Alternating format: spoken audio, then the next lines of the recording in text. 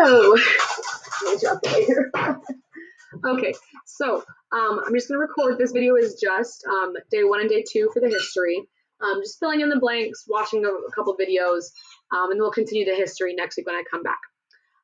So with modern dance, we talked about ballet way back when. Again, I did this history already with my lower level classes and just put it off with you guys.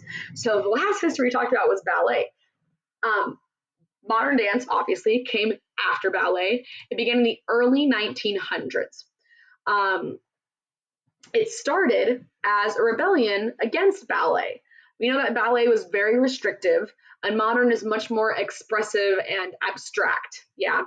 Its purpose is to communicate through creative self-expression rather than technique. Yes, definitely, especially nowadays, there is a technique to dancing modern. There's lots of different styles of techniques, actually. But it was really more about doing what feels good for your body, not being restricted in the motions. We know that ballet has a very specific set of vocabulary.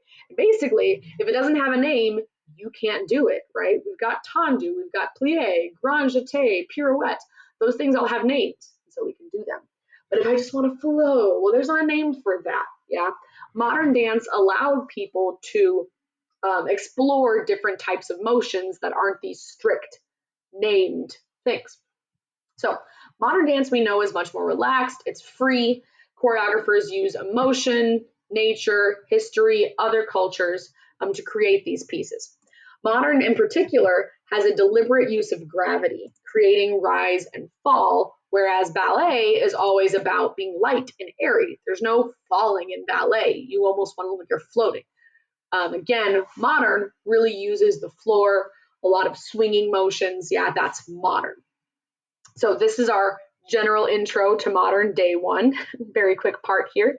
Tomorrow, you're going to pick up on this video and continue into day 2. So if you are the sub for Thursday, you can close out this video, and then the sub tomorrow will pick up the video right here. Okay, so day 2. So let's talk about the pioneers of modern dance. So many consider Isadora Duncan, Ruth St. Denis, and Rudolf Laban to be the main pioneers of modern dance. They all lived pretty much the same time. Isadora Duncan in particular is considered by most to be the mother of modern dance. She was kind of the main first one. I wouldn't say she's the most famous now, but she was like the main first one. She was born in 1877 and died in 1927. She created movements reflective of nature. She used moves such as hopping, swinging, skipping, and leaping. Her thing also, she was very influenced by Greek art and stories and stuff like that. So I'm going to show you a couple clips here. You'll notice like her clothing is very like toga-esque. Kind of like, again, if you've seen Hercules, that style of clothing. And it was very just like frolic in a field type thing. Again, hopping, swinging, skipping, and leaping, not, besides grand jetés, not things you would see in ballet. Now, funny note, Isadora Duncan, unfortunately, is almost most well known for this. She died when she was wearing an enormous flowing scarf while driving in a convertible car. The scarf got caught in the wheels and strangled her to death. That's Isadora Duncan. She was a very flamboyant person. Again, you can imagine this massive scarf just flowing in the wind and her just skipping around through the fields. That was her. So she kind of lived as she died, which was very over the top. So there is a clip of her dancing. So I'm going to show you guys. Hopefully you can hear a bit of it. So this was actually the only known footage we have of Isadora Duncan. Major, stop squeaking.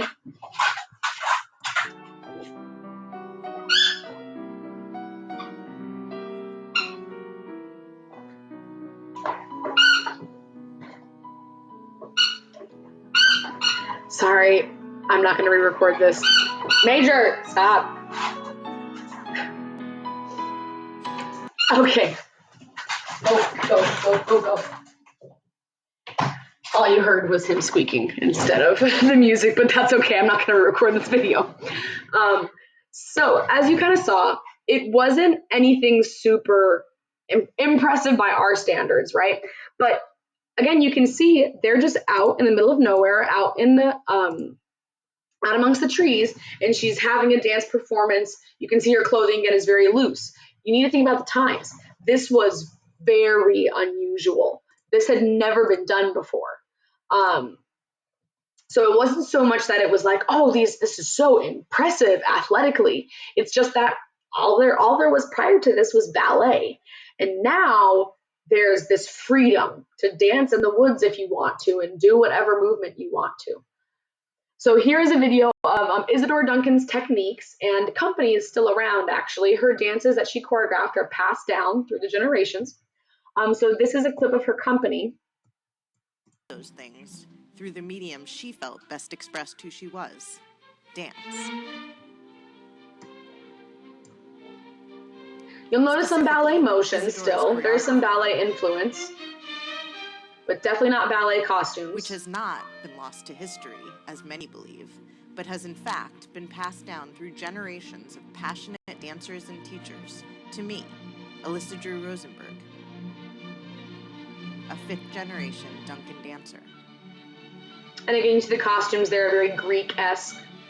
In this first episode, very fluid motion. Again, I'm going to reiterate, I know that these do not look, the dancing is not super athletic, it's not super even interesting by our standards, but it was just that, weird here, it was just that it had never been done before, and that was why it was such a big deal. So that's going to kind of continue to be the theme as I talk about the modern dance, is that especially in the beginning, the main point of it was that nobody had ever seen anything like this before.